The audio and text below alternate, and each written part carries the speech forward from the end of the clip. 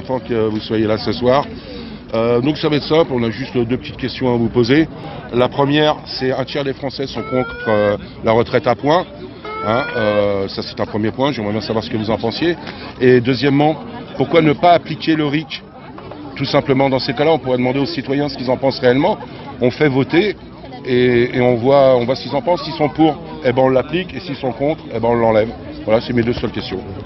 Tout d'abord, effectivement, sur la retraite à points, la façon dont ça a été amené, le manque de transparence qu'il y a sur ce projet aujourd'hui fait que, effectivement, les gens, globalement, pour beaucoup, sont contre. Parce qu'effectivement, ça manque vraiment de transparence. Ouais. Et on ne sait pas vraiment exactement comment ça conduit et où ça conduit, pour beaucoup de personnes. Voilà, donc je pense que vraiment là, ça n'a pas été bien engagé. D'accord, voilà. C'est bien. Et en ce qui concerne la réflexion, comment ça peut être conduit, moi, à titre personnel, je ne suis pas forcément très favorable à un référendum d'initiative citoyenne, mais néanmoins je suis convaincu qu'on doit conduire les discussions, les réflexions sur des bases beaucoup plus claires et prendre le temps de discuter avec les structures, avec les personnes.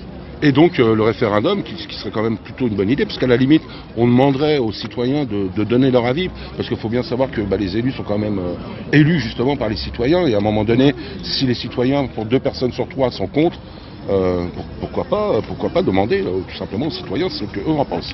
Enfin, vous allez comprendre que je suis plutôt pour que contre, mais c'est pas aussi simple que ça. C'est vrai que... Voilà, je pense qu'effectivement, un référendum, c'est jamais totalement simple. Les gens répondent pas forcément tout à fait à la question qui est posée et tout. Moi, je préfère d'abord, effectivement, une vraie réflexion sur des bonnes bases.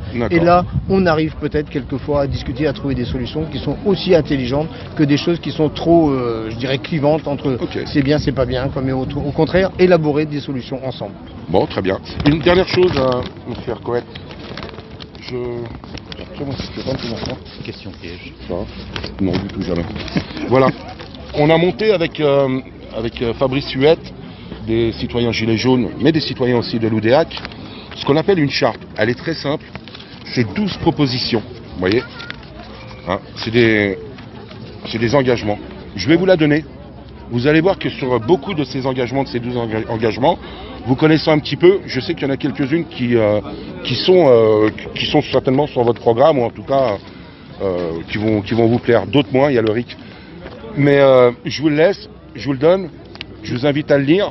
Et comme vous êtes candidat à la mairie de Lamballe, si vous êtes élu, ce que je souhaite, j'espère que vous en tiendrez compte.